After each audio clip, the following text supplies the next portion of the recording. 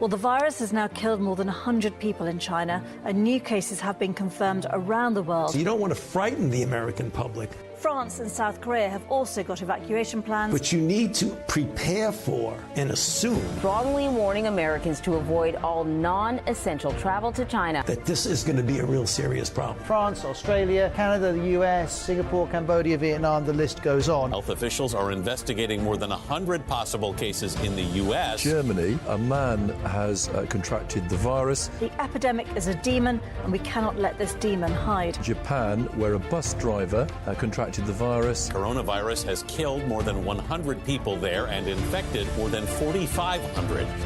We have to prepare for the worst, always, because if you don't and the worst happens. War Room Pandemic. Here's your host, Stephen K. Bannon. Welcome to War Room Pandemic, live on the John Fredericks Radio Network on americasvoice.news, which is Dish Channel 219 on Newsmax TV, and throughout the world on the Nexus /IRS system to 250 million English-speaking people. Later in the day, it'll be subtitled in Mandarin on GTV and G News. This is episode 140. And besides all of our ubiquitous distribution on cable TV, on streaming services, on radio throughout the United States and the world, we also have a podcast which now has over 6.5 million downloads, also 100 million impressions on the show overall, and all the distribution, Facebook, Twitter, YouTube, all of it. So I want to thank the production team that continues to do such a great job. We have a special today, the geopolitics of the war with the Chinese Communist Party. Dr. Edward Luttwak, and Dr. Luttwak is, I think, the leading geopolitical thinker in the world. Been a great mentor. I became a devotee of Dr. Luttwak back in the 1970s. I think it was with the book, The Grand Strategy of the Roman Empire. But he's had a series of books since then, including to talk about the geopolitics of China and the Chinese Communist Party, about its rise. Many books about the grand strategy of the Byzantine Empire. Really an individual who can take the big picture. And so, Dr. Luttwak, so honored to have you join us today for this 1 hour special. You were such a massive hit with our audience last week. They said, hey, we got to have Luttwak on just for 1 hour and let him roll. So thank you for joining us. May I just say that I just heard the tail end of what you were talking about. And you were talking about, let's hear the voice of Chinese voices, and which are now cut off. So let me just say that I may or may not be a great something or other, but I have been a keen traveler to China ever since 1976. I was actually there when Mao died. I inspected his body in the Great Hall of the People to make sure he was really dead. But so in my trips, I also visit bookshops. You might think it's a waste of time because I'm not a sinologist at all. I don't read Chinese. But I was very interested to find that some years ago, books started appearing that I found very significant. For example, translations of the Iliad, of Homer, of the Odyssey, that contained the basic idea of individuality, the very roots of freedom in reality. Then I discovered that they were published not by some academic funded something or other, but by commercial publishers. Then there were multiple editions, and that Chinese readers read Homer, Iliad, they read Thucydides, they read the Greek classics, and I found that there was a kind of subterranean publishing industry that was in no way anti-government or anything, but which was cutting the foundations of the Communist Party as an ideological structure. Once you start reading the Greeks and you start reading that sort of literature, you cannot really take seriously the official ideology. And the intellectual stuff is very important. For example, we know Wuhan as the scene of atrocious goings-on. Wuhan is also a center of publishing. And some of these publishers just work for the government and print out propaganda. Others publish books that will sell, They have to be careful not to run into censorship, but they can be very assertive in their own way. And so there is a whole turmoil going on. And also, there are other people who can speak in China. For example, there is the head of infectious diseases in the major Shanghai hospital, Fudan University, connected. And he made a statement which is exploded on the internet, not censored, saying that because the frontline medical teams are exhausted, he ordered the Communist Party members in the structure that they should get out of their offices and replace the frontline medics.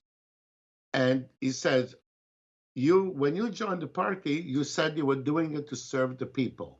Now, I don't know if you still think that, but I don't care because there's going to be no discussion. You are going to join the teams. He did that. He got tremendous applause. It's clearly what he's saying, and he was not censored. So we must be very aware that our allies are in China, that among the Chinese people, there are some nationalists, flag-waving nationalists, and Han racist supremacists. You know, if you're not Han Chinese, you're some sort of monkey. Both groups exist. And then there is another group which is increasingly able to communicate somehow through the censorship their complete rejection of the official ideology. Let me ask you. I want to go back to.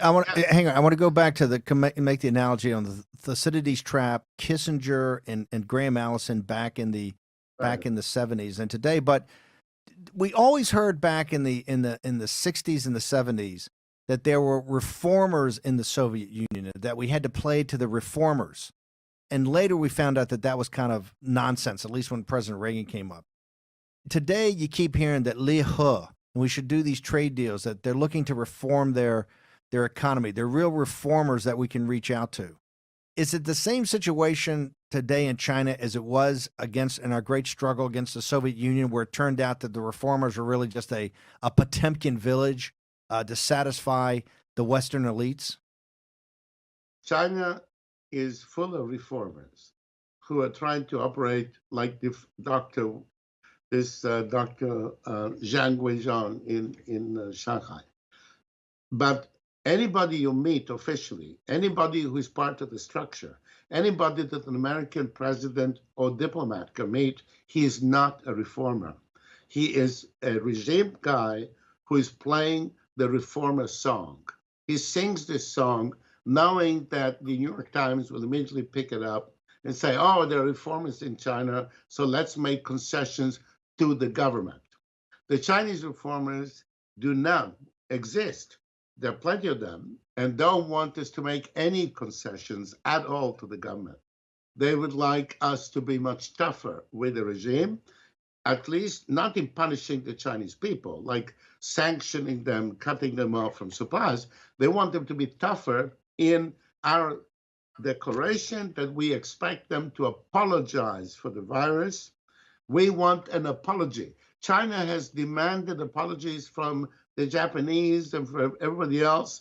Apology is nice. I mean, the French apologized to New Zealand when there was that submarine incident and so on.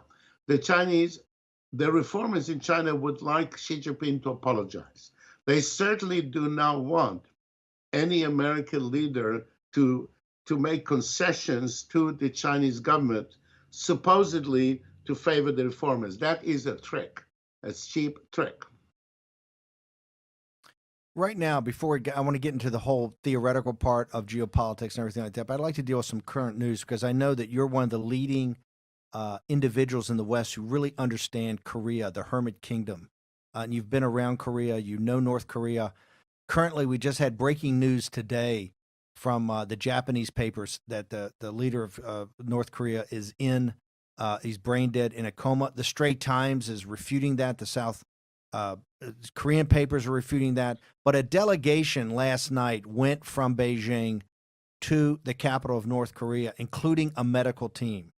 In your professional opinion, what is going on and what is the outlook for the future of North Korea and China in the United States?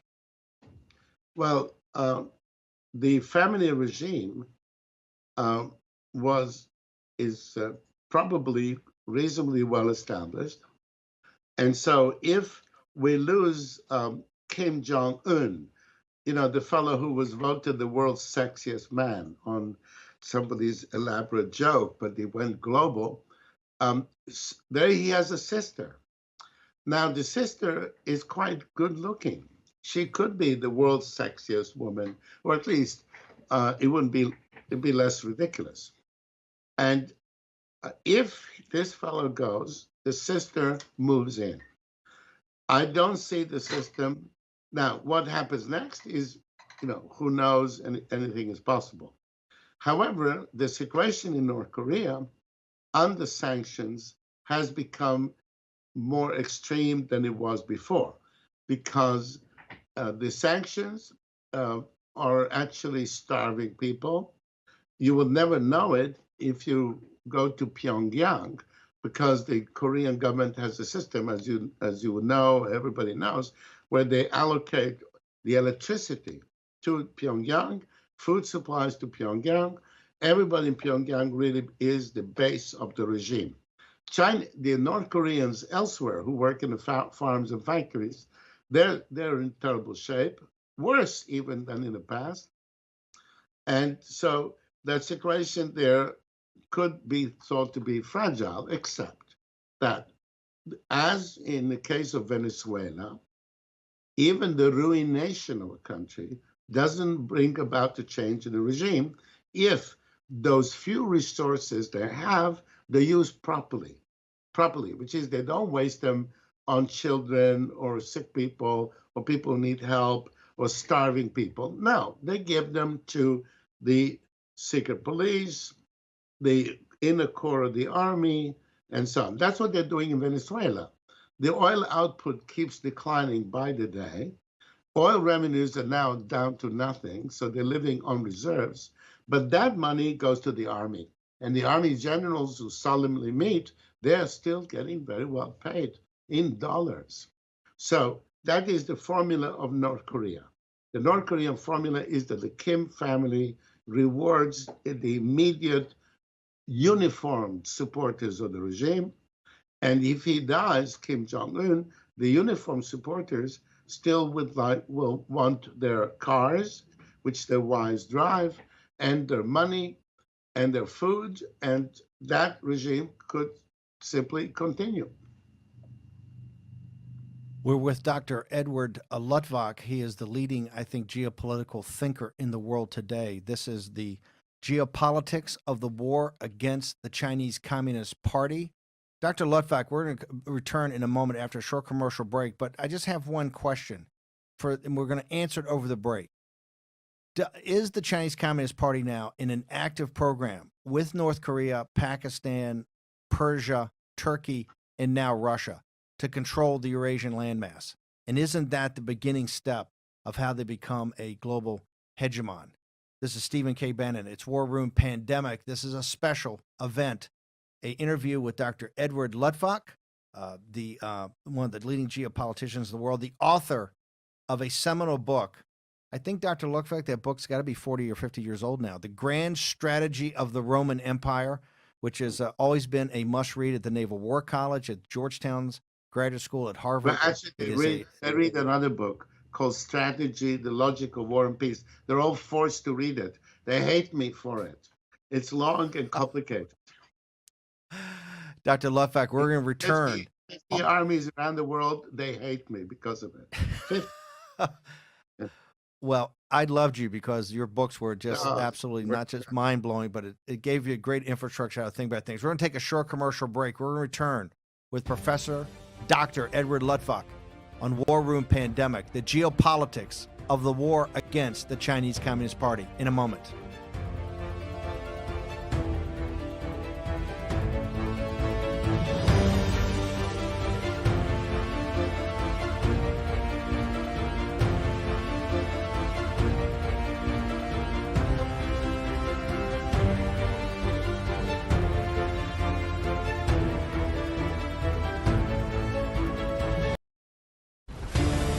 War Room Pandemic with Stephen K. Bannon. The epidemic is a demon, and we cannot let this demon hide. War Room Pandemic. Here's your host, Stephen K. Bannon. Welcome back to War Room Pandemic.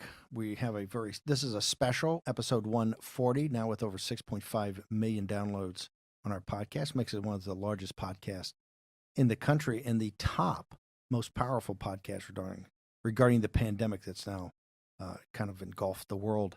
Our special guest for this entire hour is Dr. Edward Luttwak.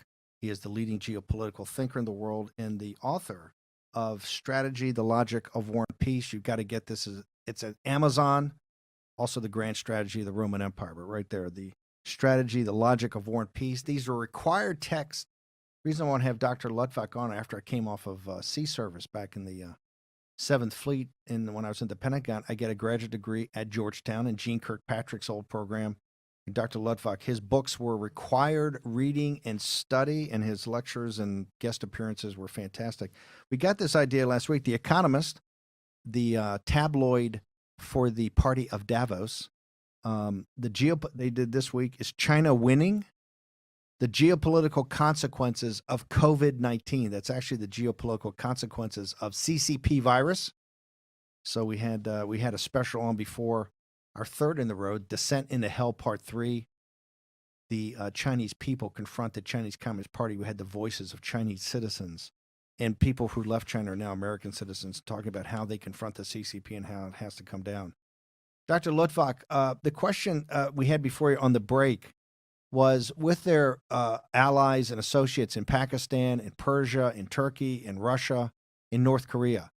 Is the Chinese Communist Party through One Belt, One Road, Made in China 2025, the Huawei rollout, are they trying to control the Eurasian landmass? Well, they certainly are trying to do so. And as you know, in the case of their coastal oceanic China, that goes into the South China Sea and East China Sea, where there are some, especially the South China Sea, there are reefs and corals. And as you know, they've been converting reefs, islets, rocks, shoals into military bases. This is a land power. The Chinese are land power. When land powers go out to sea, they always try to act as if they want to convert the ocean into land. So immediately they go for bases. They, of course, the modern technology is very unfriendly to this sort of bases, because you can imagine that an American submarines could just pop up, launch cruise missiles, wipe out 3 bases in one strike and so on.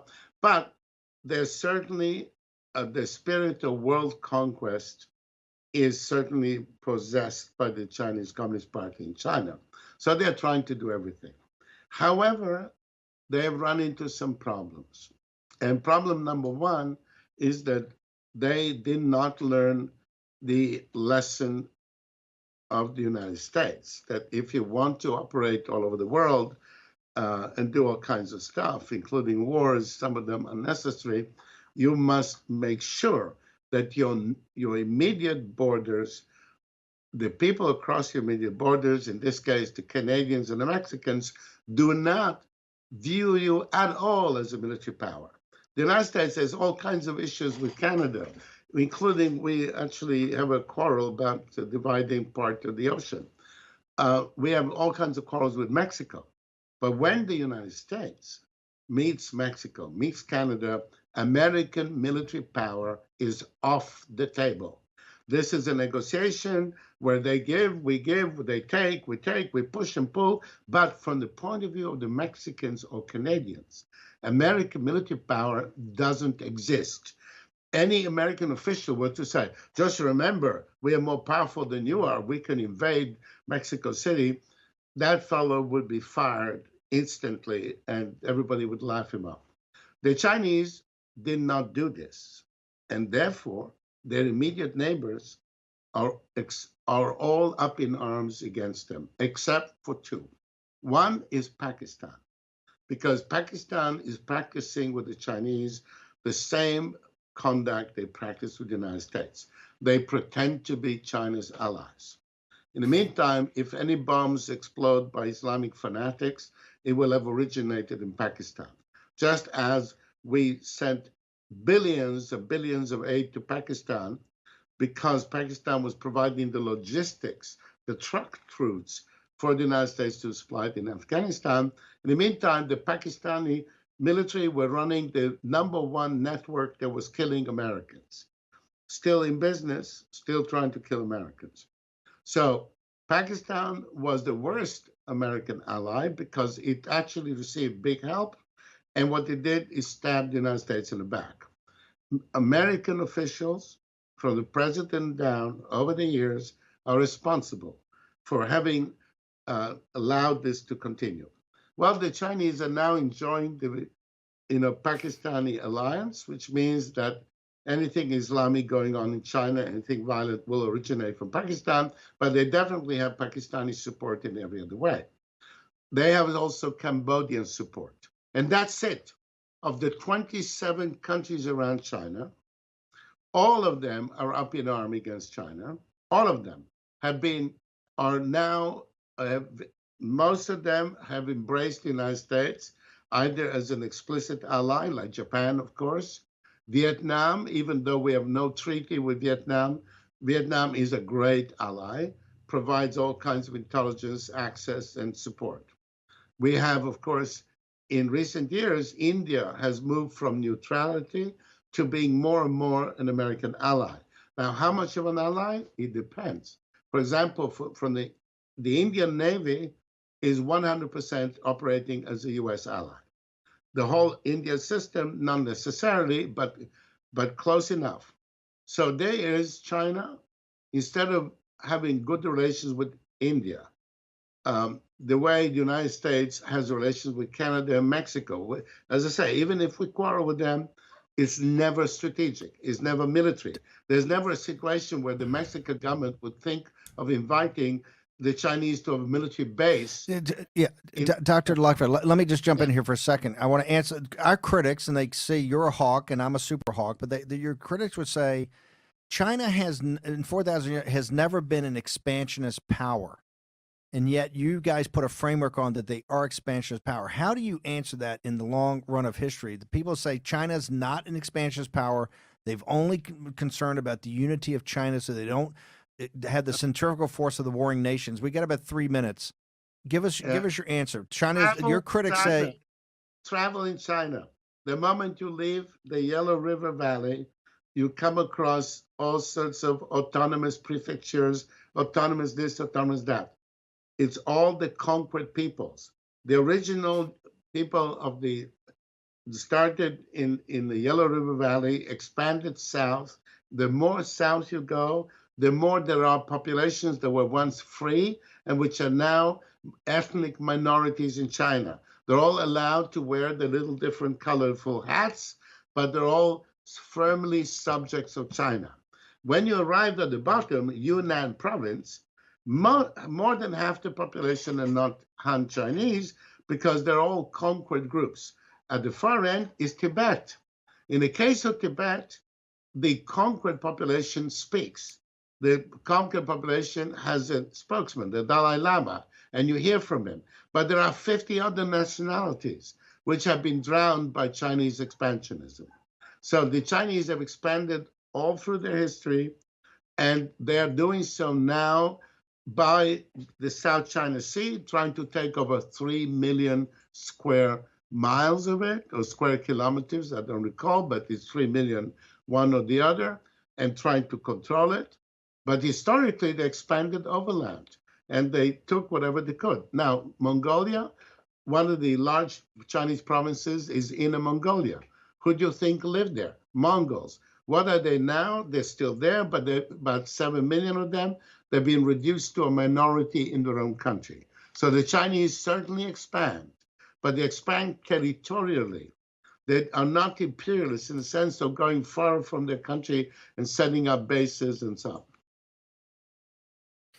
Is this restricted them since they lack that ability to go more forward? Is this restricting them? We got about 2 minutes. Is this restricting them now in their ability? They're so ham-handed.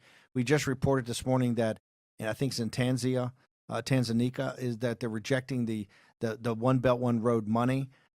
Are they just too ham-handed because they've never had to do this? Well, listen, they have a couple of things happen. One of them is that, as the Americans themselves discovered when they went around the world giving aid to people, is that when you help people, the elites are never grateful. They resent it. So that's one thing. In other words, the Chinese are being abused because they help people. That happens also. But the main reason is, of course, they are terribly ham-handed. Take Sri Lanka. Sri Lanka, Ceylon, the old Ceylon. In Sri Lanka, everybody was anti-Indian. Now, since the Chinese showed up bearing gifts, they're all anti-Chinese. As you know, they lent them a lot of money to build the port. Of course, Sri Lanka couldn't pay it back. So they said, it's our port, which is ridiculous, of course, but it certainly got the Ceylonese or Sri Lanka people to be very opposed to them. Mainly, just in the last 20 years, they have gifted us with an alliance, because the Japanese were always our ally, but strengthening that. They added Vietnam, which was our enemy, is now our ally. India, that was neutral, is now our ally. And if you just look at India, Japan, and Vietnam, they have more people than China, and more money than China, and arguably more technology than China, without us. So fundamentally, the Chinese were never successful in strategy. They're not now. Our problem is different. They penetrate. Dr. We're going to get to our problem here in a second. We're going to take a short commercial break. We're going to return with Dr. Edward Luttwak, author of The Grand Strategy of the Roman Empire, one of the top geopolitical thinkers in the world today. We're going to get his ideas about Henry Kissinger and the Thucydides trap when we return on War Room Pandemic. War Room Pandemic with Stephen K. Bannon. The epidemic is a demon, and we cannot let this demon hide. War Room Pandemic. Here's your host, Stephen K. Bannon. Welcome back to War Room Pandemic, our special. It's episode 140, now with over 6.5 million downloads in our podcast and over 100 million views in all of our distribution platforms worldwide. This is the geopolitics of the war against the Chinese Communist Party. Our guest is the honored Dr. Edward Luttwak, Guardian newspaper. No, we love the Guardian. Don't agree with their politics. One of the best newspapers out there. Referred in an article in 2015, the Machiavelli of Maryland, Dr. Luttwak. I take it you have, Dr. Luttwak, a statue. This is a statue of the leader of the plot to kill Hitler, Stauffenberg, Klaus Stauffenberg. Stauffenberg, yes, that's right. I have it there because I actually believe in doing things. Von Stauffenberg didn't sit around moaning. He tried to blow the guy up. Almost succeeded. It was really very bad luck. He would have saved a couple of million people if he had managed to kill him in August 1944. So about the Chinese. The Chinese have many weaknesses, but they have one strength. They're very good at bribing people. They really bribe people many different ways. They certainly tried to bribe me, but in a very elegant way, by publishing, for example, this book of mine, all my books, this book in Chinese. They published it, the government did, in a very sumptuous way, with all kinds of decorations. And they said, well, now we published the book, now you have to come and give us a talk and so on. With people, they have given millions to people who write things about China. I would say that about 50% of all the op-ed writers who have been published in New York Times and Washington Post on the subject of China have received money from the Chinese. And just 3 days ago, or 2 days ago, the European Union would not did not agree on a text that would condemn China for having misled the European Union, as they sure did, because the Italian government objected. Why? Because the foreign minister belongs to the Five Star Party, and they bought the Five Star Party.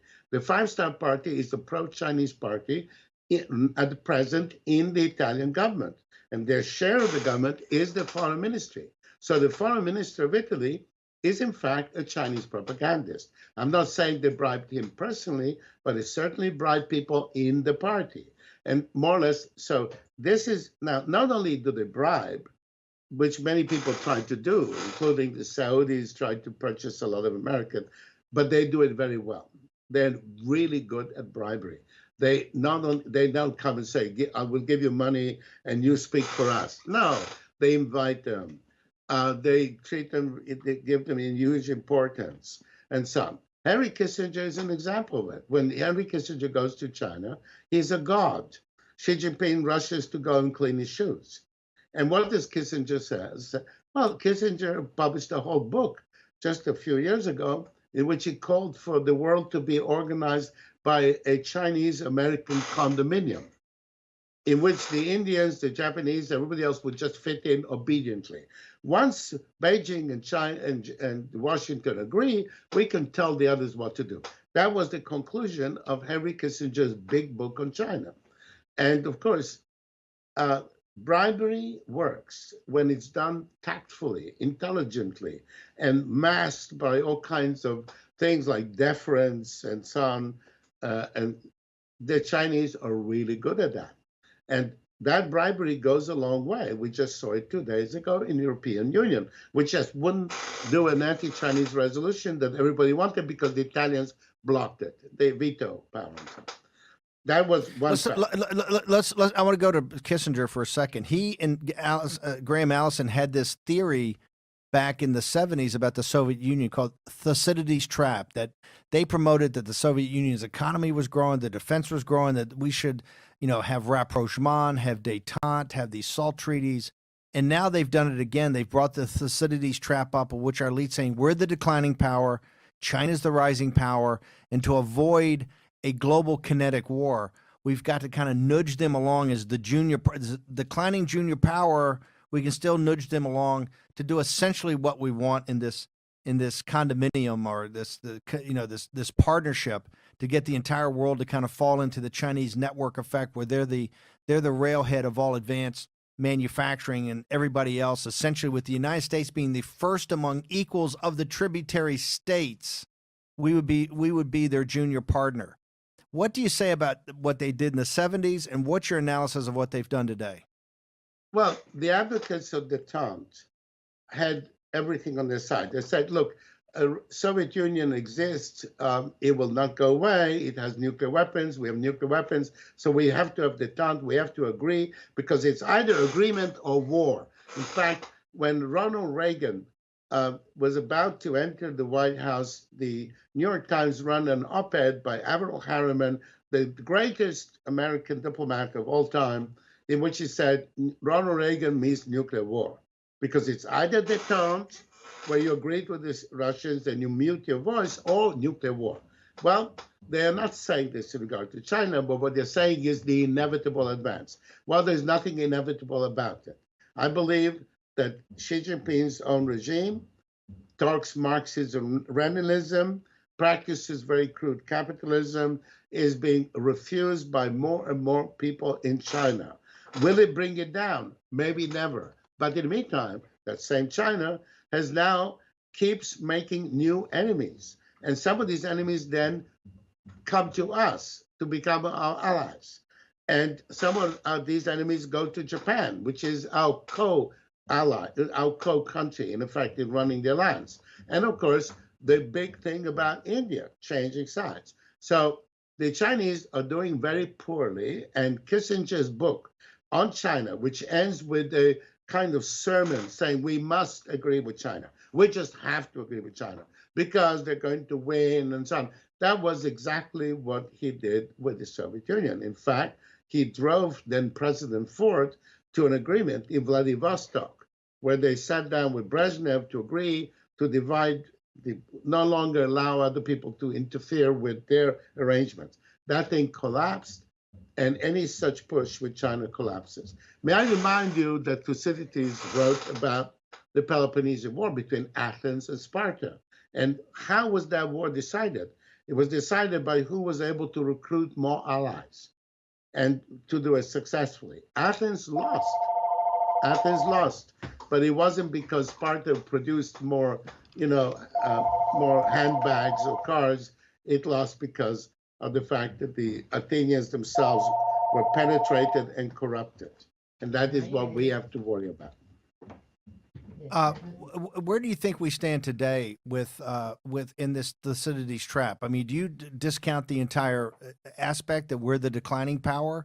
I understand our elites have been bought off in your concept of bribery, but where do you think Yeah, some of the elites, but as you know, the condition of the United States is that the Americans revolted against Her Britannic Majesty, King George III, and started the revolution. And the revolution continues still. As you well know, since Mr. Bannon, you are the part of the latest wave of this revolutionary agitation.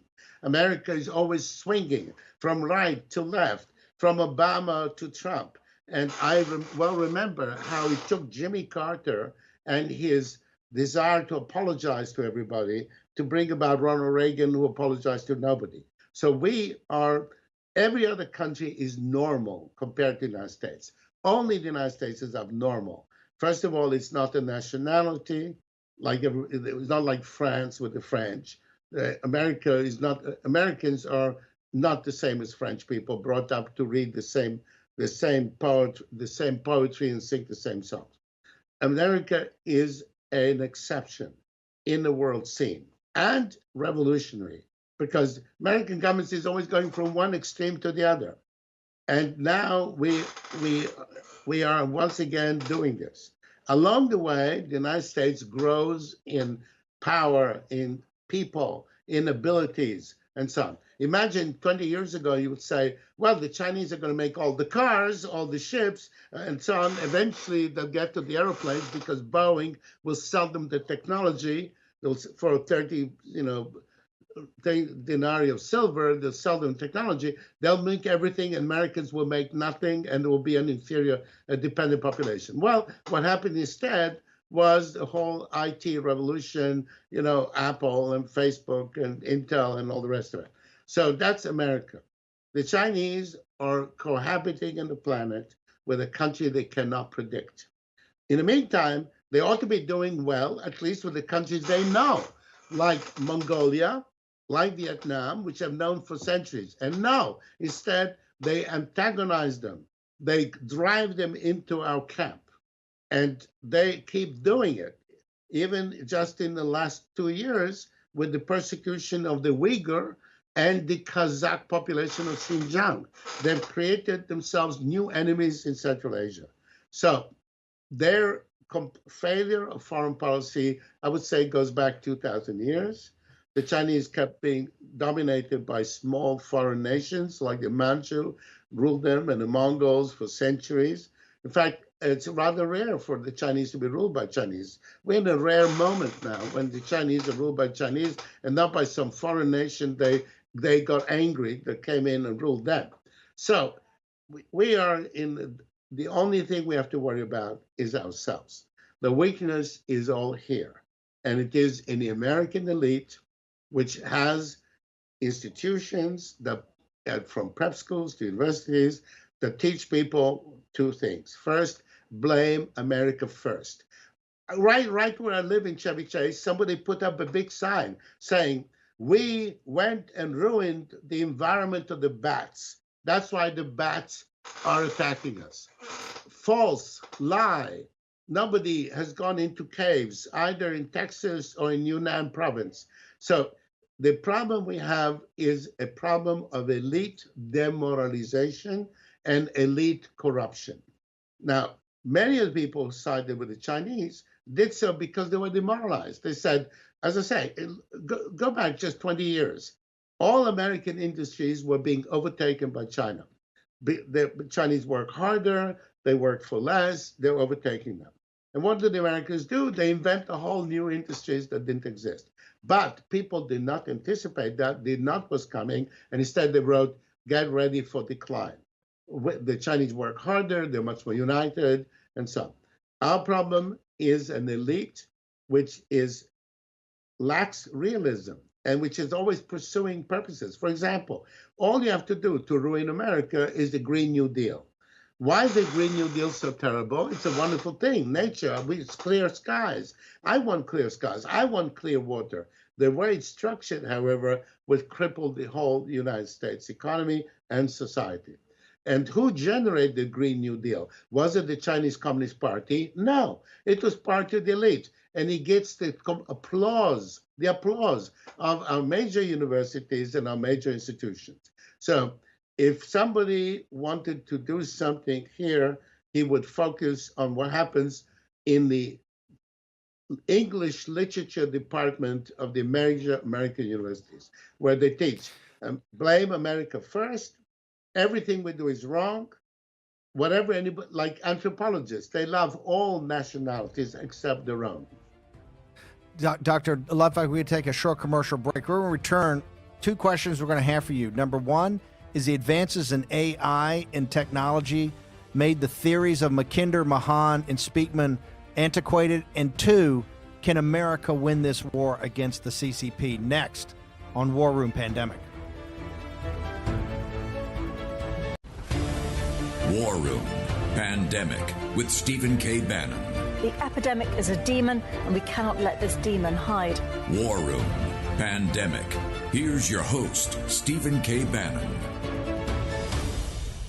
It was President Xi that said this virus is a demon, and we cannot allow this demon to hide. It was President Donald J. Trump, the 45th President of the United States, that said nothing is inevitable, echoed by Dr. Edward Luttwak, the Machiavelli of Maryland, who's now our guest on this 1 hour special, episode 140, now with over 6.4 or 6.5, million downloads. The one of the greatest geopolitical thinkers in America today, the author of The Grand Strategy of the Roman Empire, and also many, many books. We're linking to all the books. During this 1 hour special, we're going to have a continual role of linking to his books and his writings. I want to go back to you. You mentioned artificial intelligence and advanced IT technology, advanced chip design. That's kind of made in China 2025, this convergence of, chip design, robotics, artificial intelligence, biotechnology. Has that made the theories of Mackinder about the heartland and Mahan about the oceans and the choke points and the old British Empire strategy that the United States took over, and also Speakman about the rimland, has that made that all like ancient history? Is that now totally irrelevant, or the great geopolitical theories still act as a framework that one can look at the world and kind of judge where things are going by looking through that prism? Well, you're a former naval officer, so I bet you that you're one of the people who doesn't forget that when it comes to global commerce, it goes by sea. What goes by air is just a few tiny things, and very few things go by air, very few things go by rail. Transcontinentally, there is the China to Europe rail line, carries very little. Probably, that the sea retains its importance insofar as cargoes remain important. And artificial this and artificial that, the fact is that we can't zoom our way or computer our way to having basic things to build our houses, for example. So, and to, all the material world involves moving stuff. And when you move stuff, you move it by sea. Therefore, you can never say that these ocean-centered, sea-centered, sea lane-centered theories are going to disappear in importance. Now, they're still going to be important, but it does mean that when you have a country like China that gets in, for example, the naval game late and starts building aircraft carriers. Aircraft carriers, as you know, were first built 100 years ago, the first aircraft carriers, and then 60 years ago, in the Second World War, they become the dominant form of sea power, but they've been fading ever since. Fading, because more and more the deck space is now taken up not by things that are useful for the country, but are needed to protect the carrier itself. First, you take off fighter bombers to put anti-submarine aircraft, then fighter bombers to bring anti-missile stuff, and so on and so forth. In the end, the aircraft carrier does nothing but protect itself. Then it's not really terribly useful. Dr. Luckford, let me ask you, since the aircraft carrier is the center of kind of naval strategy, the basic question in your mind, with our force structure, our elites, our allies, do you think, and we got about 4 minutes, do you think America can win this war against the Chinese Communist Party? Most certainly, and it would help if we stopped wasting money by buying ancient forms of military power as opposed to new ones. For example, what does artificial intelligence mean? At its simplest, it means that you can collect bits and pieces of information by satellites, by aircraft, by spotting, observation, whatever you want, and with artificial intelligence, compute it instantly to get an exact map of where everybody is, including where every single ship of the U.S. Navy is, which means in turn that if you were to launch an attack against them, then all your different assets all around, and those of allies, if you have them, we have many, the Chinese have few, but they have somebody, all of them could be aimed instantly against it. So in other words, if we hold on to classic forms like the aircraft carrier, the battle tank, the manned fighter bomber, that's one excellent way of getting at least for our money. If we took it seriously, we would, first of all, accept the fact that at sea there are submarines and targets. It doesn't matter. Some targets are small, some are very big, but they're all targets. Submarines, why? Because seawater is still not transparent. And being not transparent was always important. Now it's 10 times more important with artificial intelligence allowing you to internet everything. You can have random UAVs floating around the place, and you don't need to have 10,000 staff officers to piece it together because the computer does it very simply. An ordinary, very ordinary computer with artificial intelligence. Therefore, we must not get stuck with these forms. We have to be ahead of the curve. We have to be brilliantly innovative. We have to be like the Royal Navy was when challenged by the Germans. What did they do? They junked their fleet, basically, built brand new dreadnought battleships, made everybody else obsolete. That's the way we have. If you're concerned about the military balance, and the naval party remains very important, we need innovation, and we have the tools at hand. So again, the problem is with our own institutional resistance to change, which would enable us to laugh off the Chinese Navy. Because we'd say to the Chinese Navy, oh yeah, you're building aircraft carriers. Dr. Lutfak, in 1 minute, we got a minute left. Do you think the American people and the American elites combined have the will to confront, take on, and defeat the Chinese Communist Party? The American people, 101%. The American elite comes and goes. The American elite, which was all against Ronald Reagan and ridiculed everything Ronald Reagan did, and particularly ridiculed his crazy idea that the Soviet Union would come down. Oh yeah, because there is Ronald Reagan, the film actor, telling us that we do not need coexistence. He refused to meet the Secretary General of the Soviet Communist Party, saying, I don't want to meet them. I don't want coexistence. I don't want them to exist at all.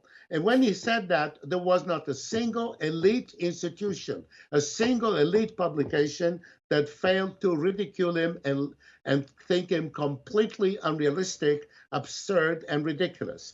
And you go back to 1981, 1982, and you find me any elite voice that spoke in favor of the guy who was 100% right, and you won't find one.